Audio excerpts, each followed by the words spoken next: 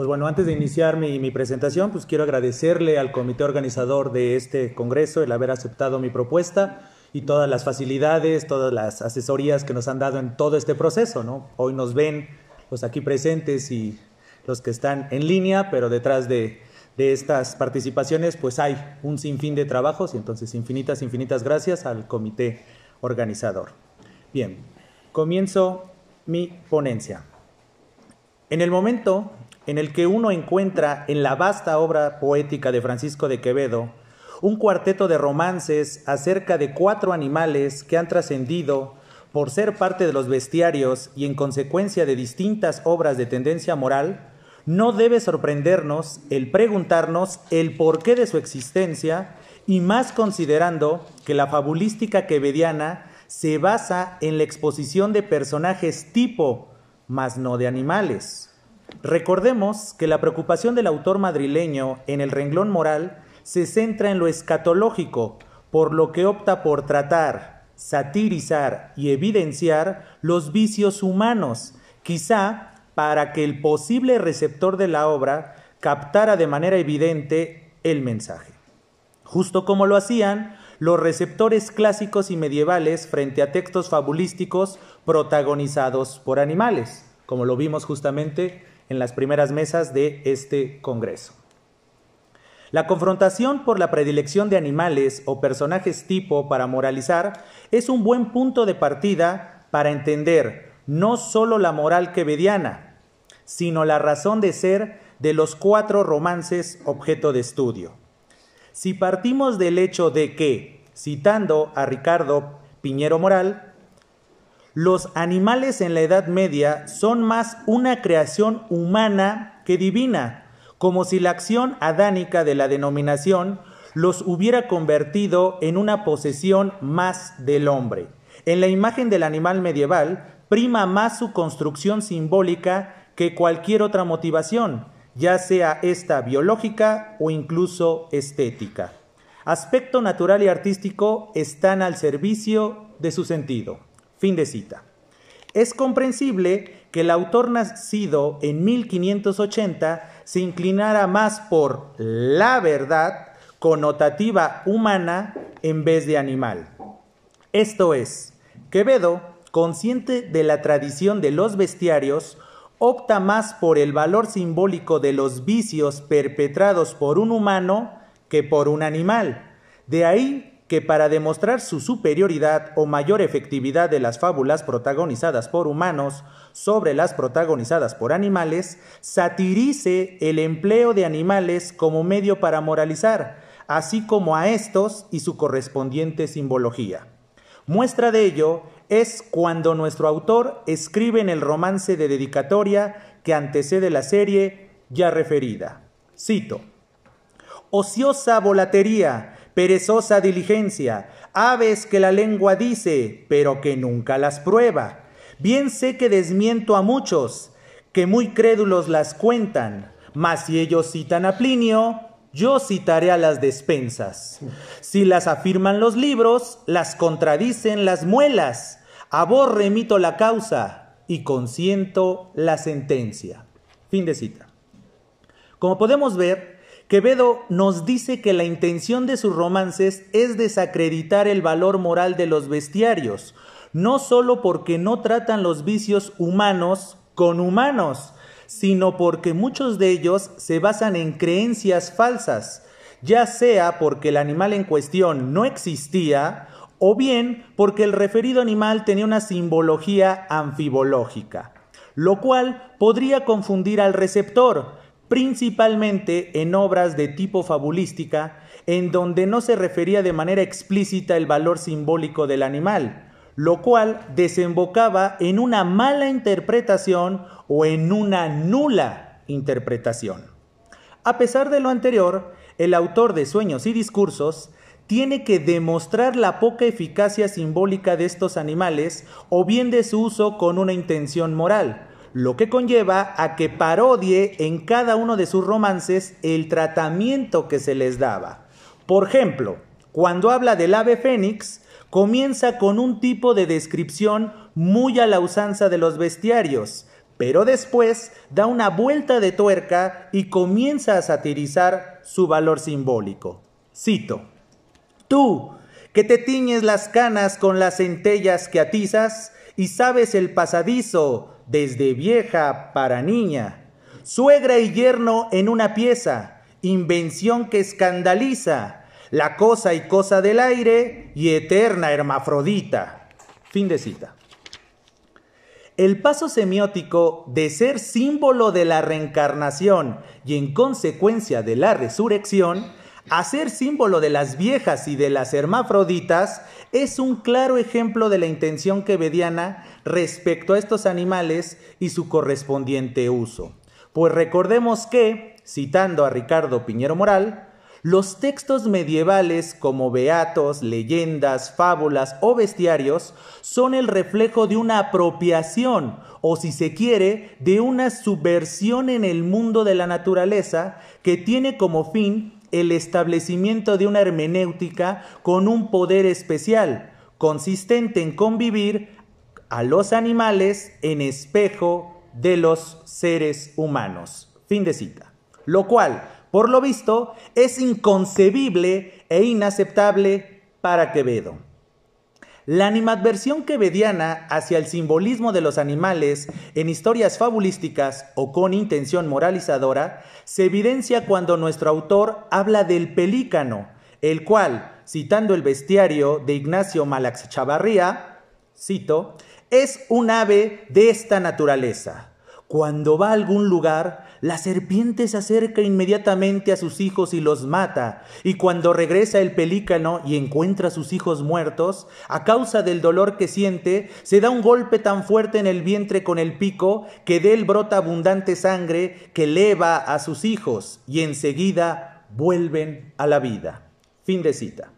Definición que da pie a la siguiente, pero ya con un valor moral cristiano. Cito: ha de saberse que todo hombre tiene hijos, es decir, el cuerpo y el alma, a los que mata con el pecado mortal e inicuo. Pero, así como el pelícano da vida a sus hijos con su sangre, del mismo modo el hombre puede dar vida a su alma y cuerpo, asumiendo y sufriendo la penitencia por sus pecados y mortificando su carne.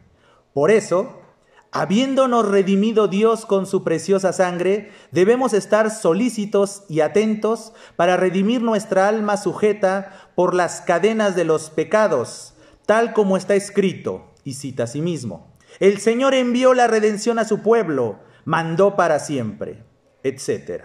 Fin de citas. El par de definiciones arriba citadas son tomadas en cuenta por Quevedo, pero, como en el caso del Fénix, con el propósito de ser parodiadas y en consecuencia desacreditadas, basado en la inutilidad alimenticia que suele ser esta ave, que en el bestiario es tomada como ave acuática, en contraste con otras, por lo que pierde su valor de brindar vida.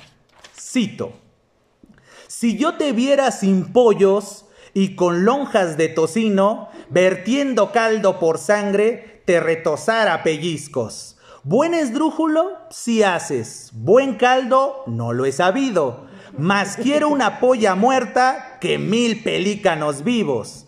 Que no entrarás en mis coplas, te lo juro a Jesucristo, que yo no doy alabanza a quien no clavo colmillo. Fin de cita.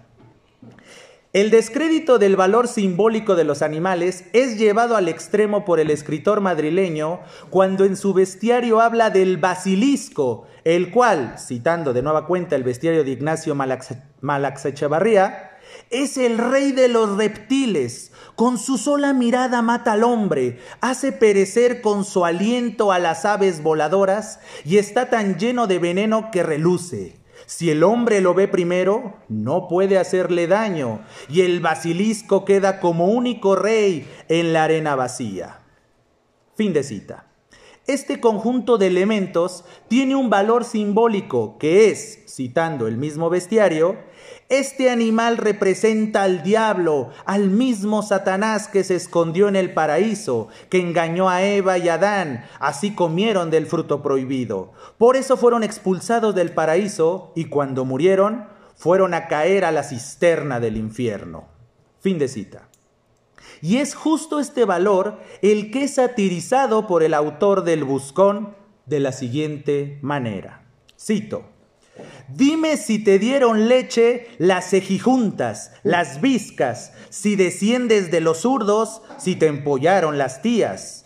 Ojos que matan, sin duda serán negros como endrinas, que los azules y verdes huelen a pájara pinta. Si está vivo quien te vio, toda tu historia es mentira, pues si no murió te ignora y si murió no lo afirma.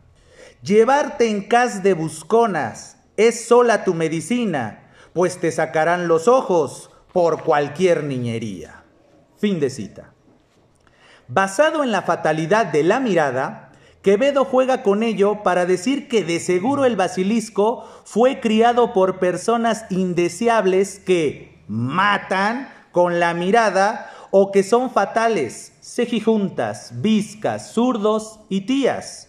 Asimismo, al jugar con la tradición amorosa, hace un paralelismo entre el basilisco y la amada, pues ambos matan con la mirada. El primero, como lo dicta la tradición de los bestiarios, mientras que la segunda, en el momento de robarle con la mirada el alma al enamorado, hecho con el que lo mata, pues tengamos presente que el alma es el soplo de vida. De ahí que sea importante la correspondencia en el amor, pues por medio de los ojos y de los espíritus que de ellos emanan, se intercambian las almas, por lo que vive el uno dentro del otro ser. Situación que, de no ocurrir, como lo vemos en casi toda la tradición amorosa, desemboca en la muerte en vida del enamorado, parecido al acto perpetrado por el basilisco.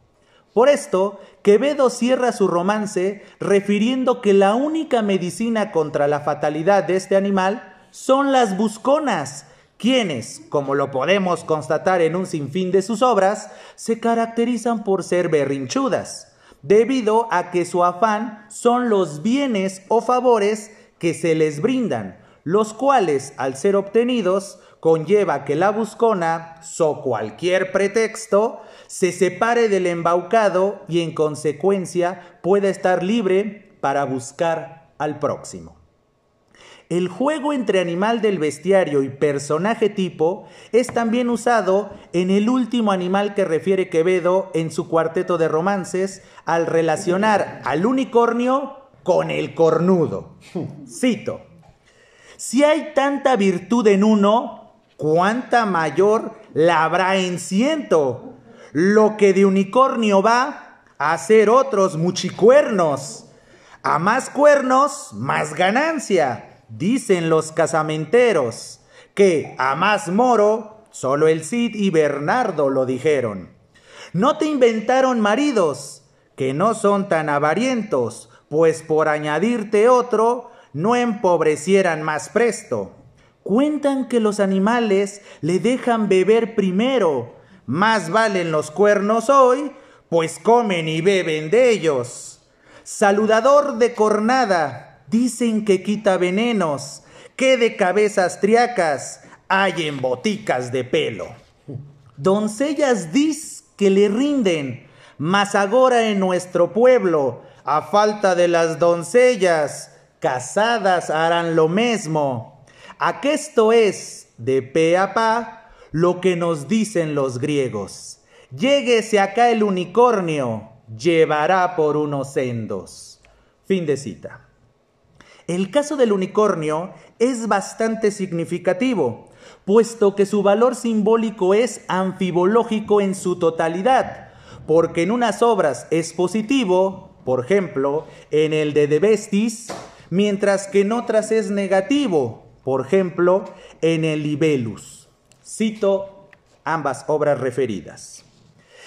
En la primera, es decir, en el de Bestis, en relación con el unicornio se dice: que este animal tenga un solo cuerno en la cabeza representa al Salvador, que dijo: el Padre y yo somos uno solo. Juan capítulo 10, versículo 30. Este cuerno es muy afilado, lo que significa que ni los principados, ni las potencias, ni los tronos, ni las dominaciones pueden comprender a Dios tal como es. Que esta bestia sea temerosa representa la encarnación y la humildad de las que dijo Jesús: aprended de mí, que soy dulce y humilde de corazón. Mateo capítulo 11, versículo 29.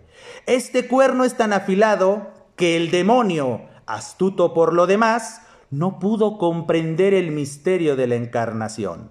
Fin de la primera cita, y ahora les refiero lo que se dice del unicornio en el Libellus. El unicornio representa al diablo, ya que es tan terrible y malvado que no puede ser atrapado si no es con el olor de la virginidad, es decir, con buenas obras y virtud, tal como está escrito: con Dios lograremos la virtud y Él aniquilará a los que nos atormentan. Fin de las citas. La dicotomía bien-mal y mal-bien es un claro ejemplo de que, citando a Ricardo Piñero Moral, del mismo modo que una palabra puede tener varios significados simultáneos o sucesivos, la imagen de un animal puede ser vehículo de ideas y valores no solo diferentes, sino absolutamente opuestos. Este principio de inversión, que convierte el mundo natural en un complejo y polisémico universo de sentidos, ha de ser tenido en cuenta como un dato previo a la hora de pensar el animal en la Edad Media. Fin de cita. Sin embargo, Quevedo no está de acuerdo con la continuación de este principio de inversión, por lo que, basado en la referida dicotomía, se mofa de la creencia de la existencia del unicornio y su correspondiente uso, así como de la existencia de los cornudos y por lo tanto de la inexistencia de las mujeres vírgenes. Como vemos, el autor, fallecido en 1645, con esta serie de romances, pretende desacreditar el valor moral brindado a los animales, como se lo refiere a don Juan de la Sal, obispo de Labona, tanto en la citada dedicatoria como en una carta en la que dice, cito: esas dos aves tan introducidas en todo género de escritores y esos dos animales soñados que andan emboscándose las unas y los otros en los púlpitos y libros, y de concepto en concepto, envío a vuesa señoría para que divierta alguna ociosidad de las siestas. Enfadarme con mentiras tan autorizadas, crédito es, y algo de severo estas burlas. Vayan adelante, que yo volveré por mi melancolía con las silvas, donde el sentimiento y el estudio hacen algún esfuerzo por mí. Fin de cita.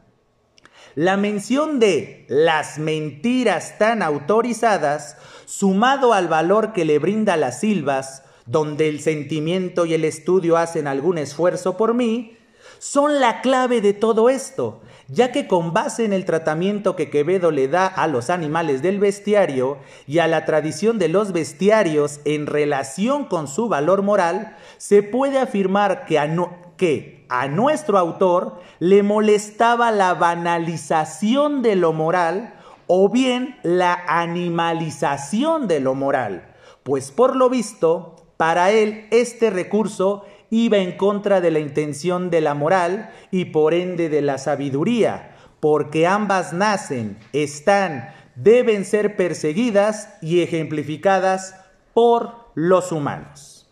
En conclusión, Francisco de Quevedo, a lo largo de su bestiario, pretende satirizar y desacreditar la creencia respecto a ciertos animales, así como el valor moral de los bestiarios después de tantos siglos de existencia y todo lo que ello conlleva. Esto debido a que para él este tipo de obras desvirtúa la verdadera intención de un texto moral. De ahí que de manera indirecta en sus romances que a su vez evidencian su amplio conocimiento de este tipo de obras, así como de la tradición que está detrás de ellas, y de manera directa, en otras obras suyas, nos muestre que los mejores personajes para moralizar son los humanos, mismos que con el paso del tiempo se tornaron tipo, pero que no dejaron de ejemplificar el inmenso abanico de vicios y de flaquezas humanas que debía ser erradicado. Muchas gracias.